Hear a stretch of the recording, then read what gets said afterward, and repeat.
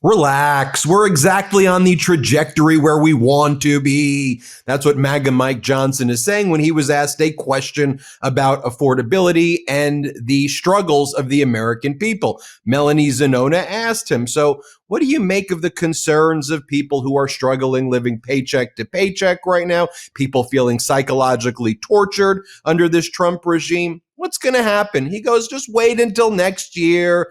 The budget bill is going to kick in. The direct quote was, relax. We are exactly on the trajectory where we've always planned to be. Stay at the wheel, everybody. It's going to be fine. Our best days are ahead of us. Melanie Zanona then asked whether Johnson agrees with Donald Trump's assessment that affordability concerns are a hoax or a con job, to which MAGA Mike goes, affordability is a real concern, but you see, Republicans, we're the ones that are dialed in like a laser with a laser focus on the cost of living and affordability. What he's referring to as a hoax is that the Democrats are trying to pretend as if it's a Republican problem. Oh, okay. Well, let's see what Donald Trump actually said in the Oval Office, MAGA Mike. Let's play it. It's a con job.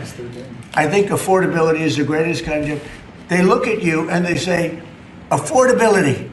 They don't say anything else. Everyone says, oh, their prices were so low. No, they had the worst inflation.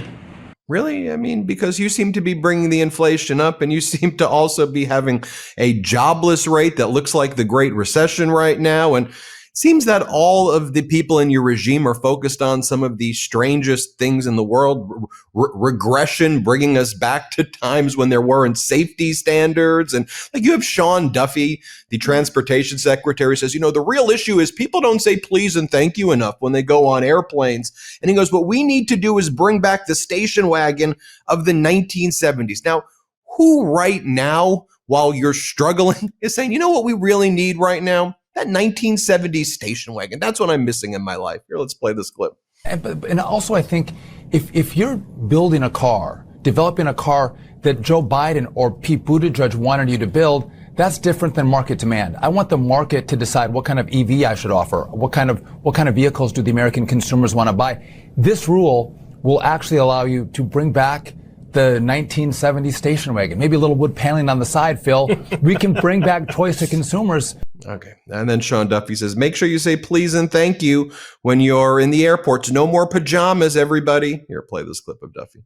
We've asked Americans to bring their better selves, to bring civility back to travel, to say, listen, let's say please and thank you. And if you have someone's pregnant on your flight and you're as strong as Pete is, we'll pick up the bag and help her put it in the overhead bin. Let's be nice to each other, is what we've asked. Maybe not wear pajamas or slippers on the airplane. And I think it's been received fairly well, and I think we can all have a better travel experience when we do that. Let's be nice to each other. Donald Trump's out there calling people the R word. Donald Trump's out there attacking the Somalian people and saying that they're garbage human beings. How about you look in a freaking mirror? And then you've got MAGA Republicans bragging about how they want to do stock trading and how important it is for them to buy and sell stocks, because otherwise, how could you get good Congress members if you can't sell stocks? Here, play this clip. Take a look at it, because right now, from a financial standpoint, it's not easy being up in Congress, and I think that we can't limit the ability for people to do business and operate their lives. So I want to take a look at that, but I want to be careful we don't squeeze it too hard to where nobody even wants to come up. Don't squeeze it too hard. All right, I want to bring in Tom Steyer, Democratic candidate for governor of California. Tom, it's great to see you, but Tom, you're a billionaire. That's not something that, I think you hide, or people will know that about you. And I'm thinking to myself right now, candidly, I said, do we need another billionaire, hedge fund, successful story running the state after we're seeing what's going on? And you're saying, look, tax me more. I hear your claims of affordability. So talk to us, Tom, about your campaign. Can a billionaire right now understand what the American people are going through? Look, the issue in California is affordability. I don't care what Donald Trump says. The working people of this state who have built this state and make this state run are getting run over by costs, starting with rent. The question is not who knows that problem. Everybody knows that problem except Donald Trump. The question is who can get results for the California people. And yeah, I am a business person who started a very successful business and walked away from it 15 years ago so I could give back to the state of California, which has given me so much. And what have I done? I have gotten results. I have taken on the oil companies in a proposition when everyone said no one beats the oil companies, and I beat them. I took on the tobacco companies when no one was willing to take on the tobacco companies and beat them. And I took on huge out-of-state companies that were gaming their California state income tax and beat them too. Why was I willing to do that? Because I don't care. I understand that special interests are ripping off Californian citizens. And so the question is, who's gotten results? I've put billions of dollars into California education and healthcare every single year through those propositions without charging California citizens a dime. And do I believe I can continue to do it? I know I can. One of the things I'm saying I'll do is I will close the corporate real estate tax loophole in California that's been on the books for 50 years. And no one wants to take it on. No one's been able to pass it, which is true of all the other props I did. What does that look like? It looks like $10 to $15 billion a year, closing a loophole that makes no sense, that has no justification. And that's money that can go to education. That's money that can go to healthcare. Californian citizens are challenged by rent. They're challenged by second highest electricity costs in the United States. They're charged by insurance costs. Californian citizens are struggling in a state that's incredibly rich. We're not short of money, Ben. The way the money gets distributed, the way the revenues gets distributed has to change. And the easiest way to do it that I can do is to take on the special interests and close the loopholes they're using to rip off California families. That's what I'm going to do. And that's why I'm different, because I don't owe those people one darn thing. I can attack the corporate real estate loophole because real estate developers have never given me a nickel, and I don't care. I don't owe them anything. I can absolutely do what's right for the California people. Just the way I didn't owe the tobacco companies anything or the oil companies, I'm willing to take on the entrenched interests in Sacramento to shake it up so that, in fact, this can be the state where all of the success of the state that I love is shared with everybody across the state.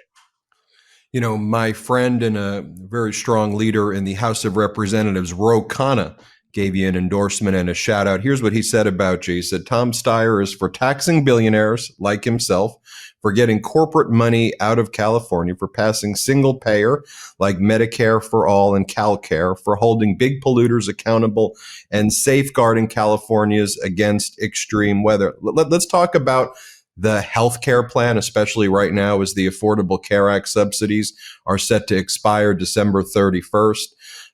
By and large, you know, people prefer Obamacare to what they had before, but that doesn't mean that they love it. And it clearly is already too expensive without the subsidies.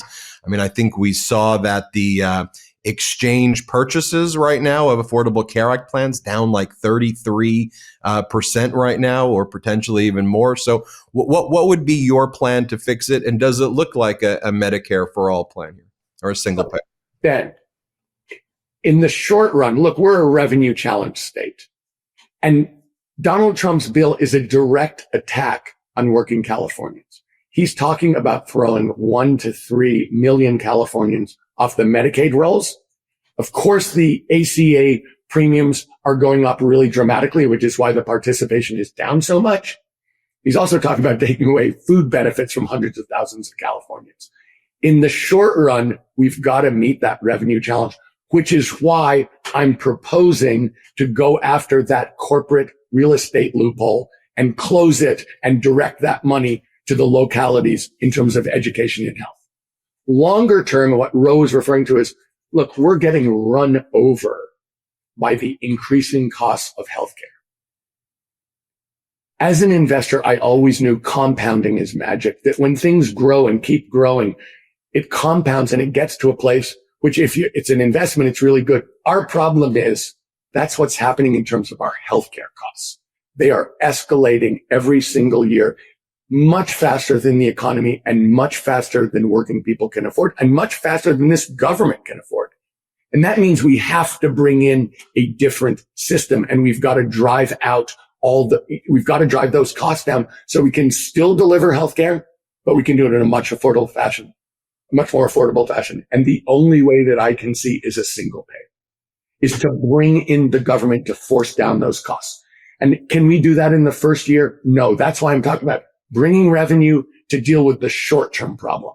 But long-term, can we keep going on this healthcare system that we have, which is kludged together over the last 80 years? We really need to change it. And that's going to be something we're going to have to start with in California. But really, we have to break this cycle of increasing costs at a level so that we can continue to deliver care, and single payer is the way to go. Now, Tom, is that an evolution of your thinking, though? I mean, what do you say to critics who say, I remember when Tom ran for president and he was running ads against Bernie and saying that I don't support the Bernie Medicare for all system. And now, I don't support single payer, or because I've seen that pushback before, and I'm sure you have as well. So has there been an evolution of the thinking, or what do you make of that? I believed incorrectly that, in fact, bringing new information technology and business to the healthcare system could make that curve go down, could stop the inflation of healthcare costs, could let us deliver it more efficiently. Didn't happen. The truth is, I was wrong. And when I look at the data and see I'm wrong, it's like, okay, I changed. And so I give Bernie Sanders a ton of credit for being right. And it's like, okay, 20 years ago, I didn't realize that climate change was a real problem. But when I looked at the data and visited it and heard it and understood it, I was like, okay, got to deal with it. Same thing with healthcare. I was wrong. I've changed. We're going to have to solve it.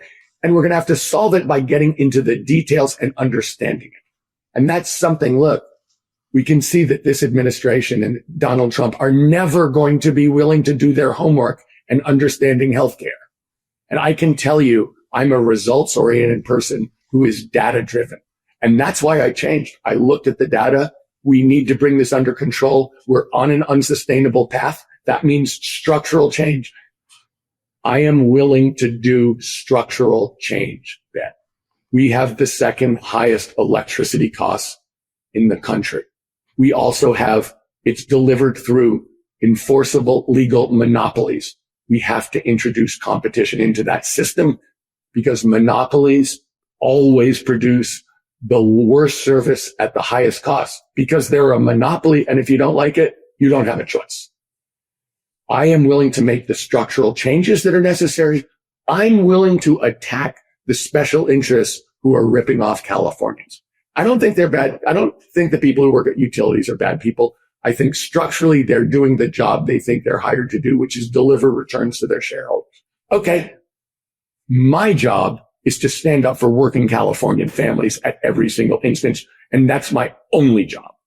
And that means I'm going to change things that need to be changed at a structural level. As someone who's an outsider and who's succeeded in changing things from the outside, as governor, I will do that every single day. One of the things that a governor of California is going to have to do is it's going to have to stand up to Trump and these MAGA Republicans who, I think Governor Newsom rightfully diagnosed the problem of California derangement syndrome, that despite California being the fourth largest economy in the world, if it was a country, it's constantly under attack and being used as the heel or the foil in everything that MAGA says to the rest of the country. So one of the ways we're seeing that, and let's get into this, one of the ways we're seeing that is Trump sending ICE, Gestapo, Border Patrol agents to terrorize the communities here. As the governor, how would you handle what Trump's been doing to places like Los Angeles and elsewhere, sending National Guard in and sending ICE agents in to harass and terrorize people? Would you do something differently than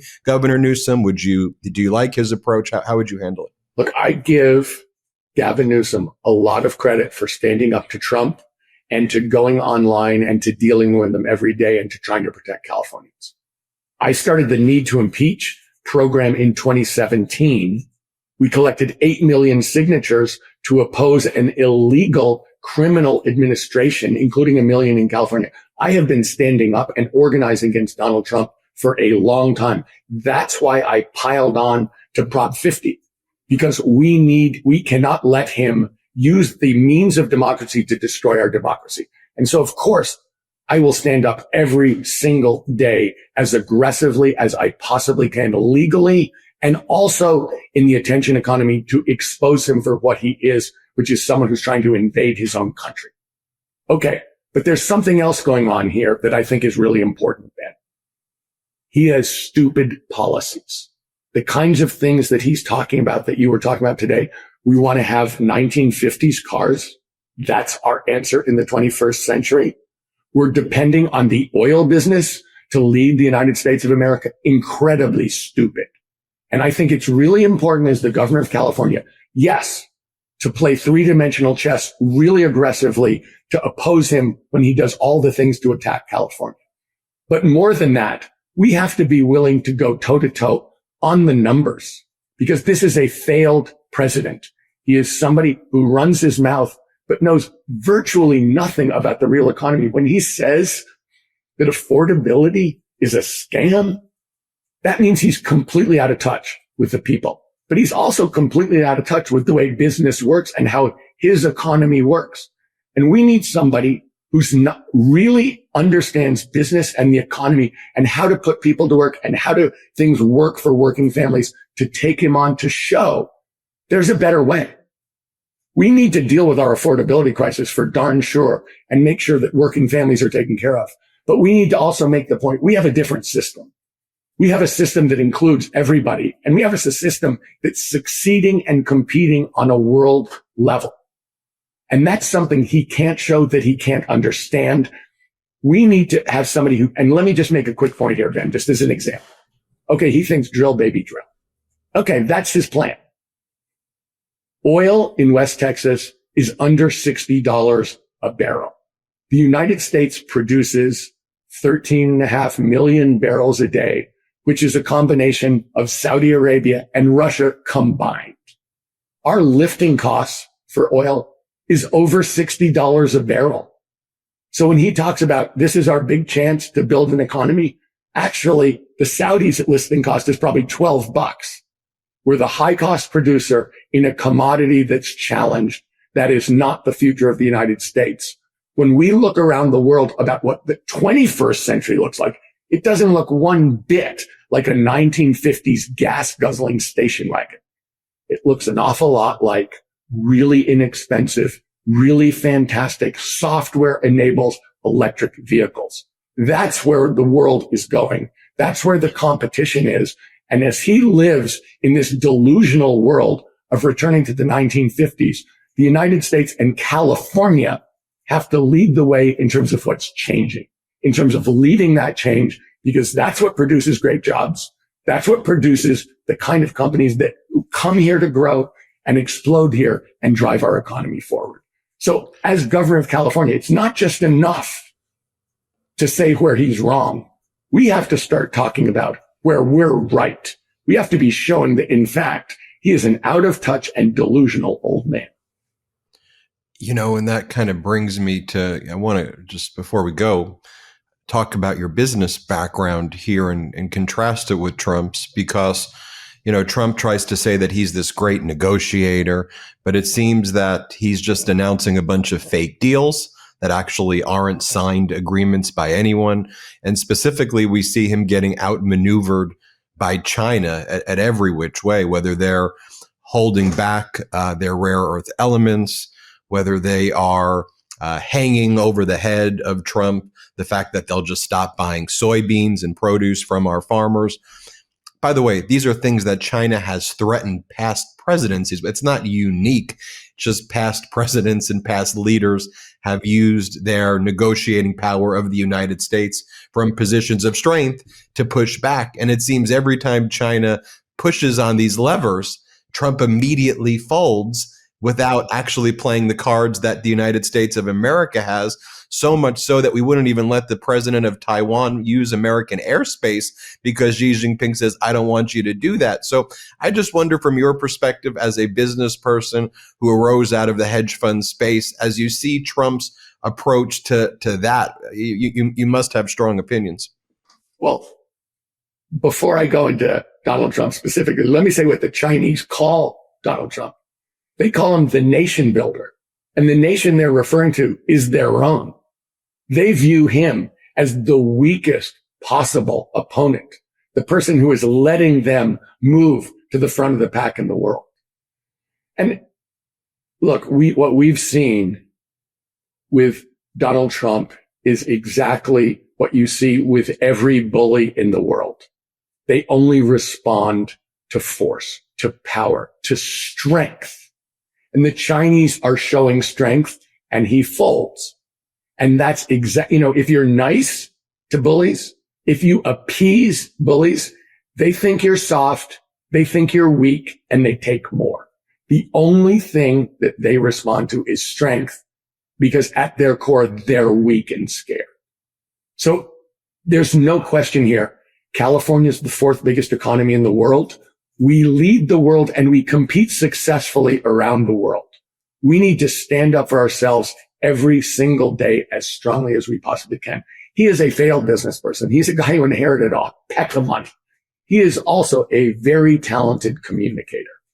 Let's give the devil his due. He is very good at talking. In the attention economy, he is very good. Unfortunately, he's completely divorced from the real economy.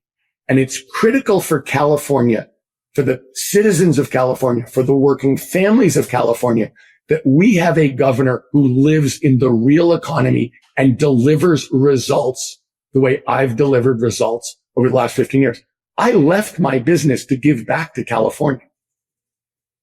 I've done that for 15 years.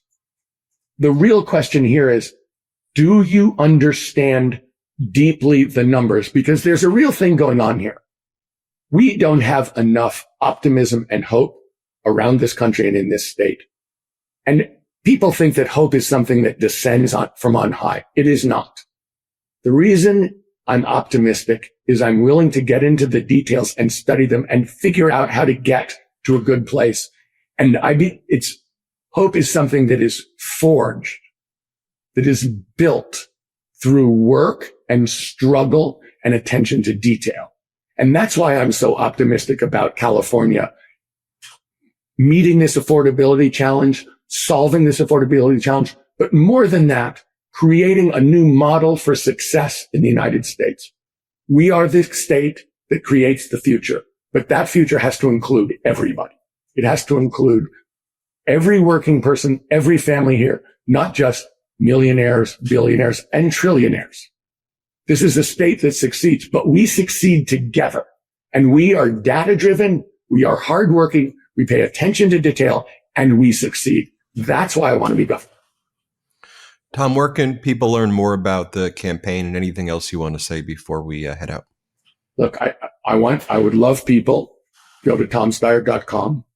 I would love people to, try and understand where I'm really coming from and look, to me, I have a love affair with California because I love California people. That's the truth. That's why I'm running for governor. I think we're in a crisis where California citizens are not being well treated by their government. That's the truth. I want people to understand who I am, how passionate I am to win that fight for them. But I'm also passionate to represent what we do as a state and how successful we are, how competitive we are, and a story of a different vision of how we go forward into the 21st century. I think it's absolutely critical that happen. I want to do it. I'm determined to do it, and I'm passionate about doing that job. Tom Steyer, Democratic candidate for governor of California. Thanks so much for joining us, Tom. Ben, thank you very much for having me. Everybody hit subscribe. Let's get to 6 million subscribers. Want to stay plugged in? Become a subscriber to our Substack at MeidasPlus.com. You'll get daily recaps from Ron Filipkowski, ad-free episodes of our podcast, and more exclusive content only available at MeidasPlus.com.